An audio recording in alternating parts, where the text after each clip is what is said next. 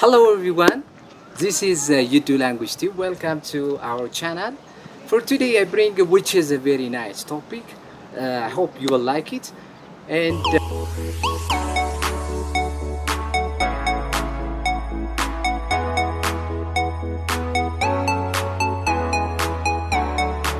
I bring a useful language to organize your English presentation in English ማለት ነው.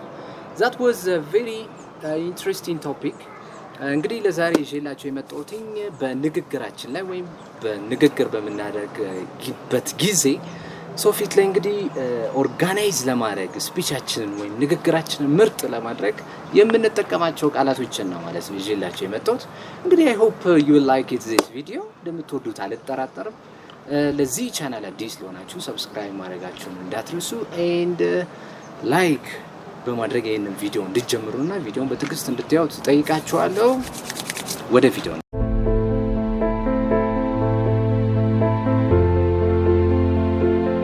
እንግዲህ ወደ ዛሬው ቪዲዮ ስንሄድ useful language to organize your English presentation in English ማለት ነው። እንግዲህ useful language to organize your English presentation in English ጠቃሚ አረፍተ ነገሮችን በእንግሊዘኛ ፕሬዘንቴሽን በምናደርግበት ጊዜ ልንጠቀማቸው የምንችላቸው አረፍተ ነገሮች ናቸው። የመጀመሪያው እንግዲህ starting a topic ነው ወይም ደግሞ ርዕሳችንን ስንጀምር ልንጠቀማቸው የምንችላቸው መግቢያችን ላይ ምን አይነት ቃላቶችን ነው? Let's start with ብለን ሐሳብ ካለን ሐሳቡን እንናገራለን ማለት ነው። ወይም ደግሞ let's start by looking at ብለንም ልንጀምር እንችላለን። To begin, I would like to share with you ብለን To begin, I would like to share with you ብለን ርዕሷን ልንከታት እንችላለን ማለት ነው። I would like to start with ማለትም ይቻላል። እንዲሁም ደግሞ let me start from ከዚህ ልነሳ let me start from the beginning, let me start from the middle ብለን ሐሳብ እየሰጠን ማውራት ነው ማለት ነው። Before I start, I would like to say እንላለን። ወይም ደግሞ in order to start or in order to begin ብለን ልንጀምራቸው የምንችላቸው ፍሬዞች ናቸው ማለት ነው። Moving from topic to topic ደግሞ ከአንዱ ሐሳብ ወደ ሌላኛው ሐሳብ ለመሸጋገር ስንጠቀም እነዚህን ፍሬዞች እንጠቀማለን ማለት ነው። በቀጣይነት ደግሞ ለምሳሌ this leads me to my next point ብለን ፖይንታችንን ወይ ቀጥሎ ልናቀርብ ያሰብነው ፖይንት እንናገራለን ማለት ነው። Now let's take a look at this one or that one ብለን እንጠቅሳለን። Or ደግሞ now I would like to move on to this or that እንላለን። Or now I would like to talk turn it to ብለን ደግሞ ወደ ሐሳቡ ወይም ወደ ሐሳቡ መግቢያ እንጠቀማለን ማለት ነው። And also let us come to the point እስቲ ወደ ነጥቡ እንምጣ አንድ ላይ ወደ ነጥባችን ስንመጣ ምናምን ለማለት እንፈልግ ነው። Let's get back to the main point ወደ ዋናው ሐሳብ ስንመለስ ብለን ማለት እንፈልግ ነው። Or when I came to the target ወደ ነጥቤ ምናምን ተያያዥ ናቸው በተለያዩ ኤክስፕሬሽኖች let me take you to the next ልንል እንችላለን። ወደ ቀጣዩ ልውሰዳችሁ ማለት ነው። let me take you to the next። ስለዚህ ከላይ ያየናቸው አባባሎች በአጠቃላይ ወደ ቀጣዩ ሐሳብ ስወስዳችሁ ብለን ለመናገር የሚረዱን አገላለጾች ናቸው። ተከታዩን ስናይ ምናምን ስንል ነው። Number 3 referring to previous information ማለት ነው። ቀድመን ያነሳነውን ሐሳብ በፕሬዘንቴሽናችን ላይ ለማንሳት ስንፈልግ የምንጠቀማቸው ፍሬዞች ናቸው ማለት ነው። ለምሳሌ ምን ልንል እንችላለን? እንግዲህ መጀመሪያ ላይ as I mentioned earlier መጀመሪያ ላይ እንደጠቀስኩት ማለት ነው። as I mentioned earlier or ደግሞ as I mentioned in the introduction part ወይም as I mentioned in introduction መግቢያ ላይ እንደጠቀስኩት ስንል ነው። As you may remember, I shared እንደምታስታውሱት as we touched on earlier መጀመሪያ ላይ እንደነካካነው መግቢያችን ላይ እንዳየነው ለማለት ምን እንጠቀማቸው ናቸው ማለት ነው። ወይም ደግሞ as I raised earlier ቀደም ብዬ እንዳነሳሁት ሐሳብ as I told you before መጀመሪያ ላይ እንደነገርኳችሁ ሐሳብ ማለት ስንፈልግ ነው I mentioned in the beginning መጀመሪያ አካባቢ ላይ እንደጠቀስኩት እንደተናገርኩት as you know እንደምታውቁት ስንል ነው ስለዚህ በአጠቃላይ ከላይ ያየናቸው ኤክስፕሬሽኖች ምንን ይገልጻሉ ማለት ነው በንግግራችን ወቅት ቀድም መግቢያ ላይ እንደጠቀስኩት እንደተናገርኩት ማለት ስንፈልግ የምንጠቀማቸው ናቸው ማለት ነው እነዚህን ይመስላሉ ማለት ነው and introducing numbers or graphic or charts አራተኛው ደግሞ introducing number graphic or charts በንግግራችን ላይ እንግዲህ አስቀድመን የተናገርናቸውን ቁጥሮች ግራፎች ቻርቶች ለመጠቀም በድጋሚ አሁን ላይ ወይም ደግሞ ያወራን እንዳለ ለመጠቀም ስንፈልግ የምንጠቀማቸው ቃላቶች ናቸው የመጀመሪያ I would like to bring your attention to these charts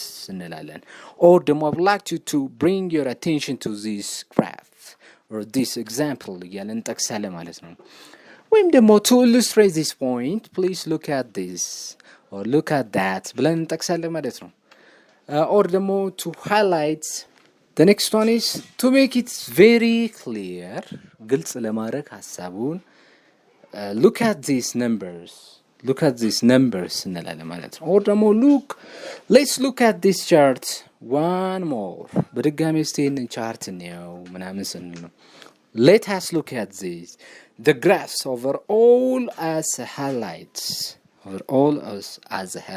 ማለት ነው ለዚህ ከያየናቸው እንግዲህ ያየናቸው በጠቅላላ ጊዜ እንግዲህ ግራፍን ለመጥቀስ ወይም ቁጥሮችን በድጋሚ ላሳያችሁ እስቲ ቀደም ያነሳሁትን ነገር ላሳያችሁ ብለን ስንጠቀም ነው ማለት ነው number 5 giving examples ወይም ደግሞ ምሳሌ በንግግራችን መሃል ፕሬዘንቴሽን እያደረግን እንግዲህ ምሳሌዎችን ስንጠቅስ መስጠት ስንፈልግ የተከታዮቹን አባባል እንጠቀማለን ማለት ነው እነዚህ ተከታዮቹ አባባሎች ምንድናቸው ማለት ነው for instance ለምሳሌ ማለት ነው በአጠቃላይ for example for instance I would like to or I would love to share an example of this with ትላላችሁ ወይም ደግሞ a good or a bad example for this is ብላችሁ ኤግዛምፕሉን መጥቀስ ነው ማለት ነው or ደግሞ I think this example is more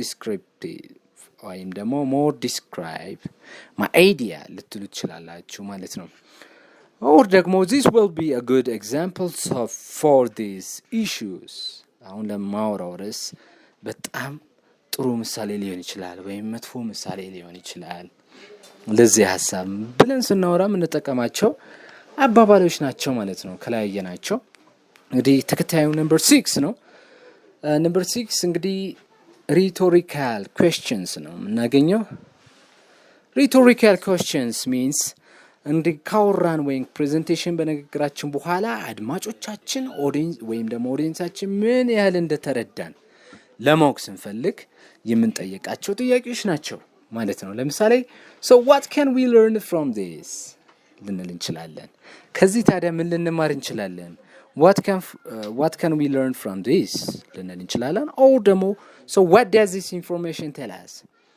ይሄ ምን ሊነግረን ይችላል ሐሳቡ ምን ሊነግረን ይችላል ሊሆን ይችላል ወይም ደግሞ so what can we learn from this chart ከዚህ ቻርት ምን ልንማር እንችላለን እስቲ ንገሩኝ share your idea ትላለን ማለት ነው ወይም ደግሞ how can we see my presentation was it important እንላለን እንዴት አያችሁት ፕሬዘንቴሽኔ ጥሩ ነበር ጠቃሚ ነበር ማለት ነው how did you get it እንዴት አያችሁት or what my lecture or presentation helpful was my lecture or presentation helpful እንላለን or ደግሞ what lesson can you get ምን አይነት lesson አግኝታችኋል ከዚህ lesson ምን ተማራችሁ እያልን ስናወራ ነው ማለት ነው ብዙ ህዝቦች በተሰበሰቡበት ኦዲየንስ ላይም ሊሆን ይችላል በክላስ ውስጥም ሊሆን ይችላል በየትኛውም ቦታ ምን ተረዳችሁ ስንል ነው የምንጠቀመው ቴንክ ዩ ፎር ዋቺንግ። እንግዲህ ስላያችሁኝ አመሰግናለሁ። እንግዲህ ለቻናሌ አዲስ ለሆናችሁ ደግሞ ይህን ቻናል ሰብስክራይብ በማድረግ እንዲሁም ላይክ በማድረግ ለወዳጅ ዘመዶቻችሁ በማጋራት ሼር እያደረጋችሁ ሁሌ የሚለቀቅላችሁን ጠቃሚ የቋንቋ ክህሎታችሁ የምታሳድጉበት እንግሊዝኛ ቪዲዮ ተከታተሉ። ቴንክ ዩ ሶ ማች። ቪዲዮውን እንደወደዳችሁ አልጠራጠርም። ምክንያቱም አሪፍ እና በጣም ጠቃሚ ስለሆነ ነው ማለት ነው። እንግዲህ ዛሬው ቪዲዮአችን ይህንን ይመስላል። እናንተም እንግዲህ የተማራችሁትን በመለማመድ and you know there should be it needs practice, so practice can make you perfect. Always don't forget that. so እንግዲህ ፕራክቲስ እያደረጋችሁ ራሳችሁን በማለማመድ አሪፍ ተናጋሪ እንደምትሆኑ ተስፋ አለኝ። በቀጣይ ደግሞ አሪፍ ልክ እንደ ሁሌውም ምርጥ ቪዲዮ ይዤላችሁ እመጣለሁ። እስከዛው ግን ለዚህ ቻናል አዲስ ለሆናችሁ ሰብስክራይብ፣ ላይክ፣ ኮሜንት ማድረጋችሁን አትርሱ። እንዲሁም ለወዳጅ ዘመዶቻችሁ ሼር እያደረጋችሁ ይህን ቪዲዮ እንድታካፍሉ ጠይቃለሁ። እንግዲህ በቀጣይ እስክንገናኝ ባይ።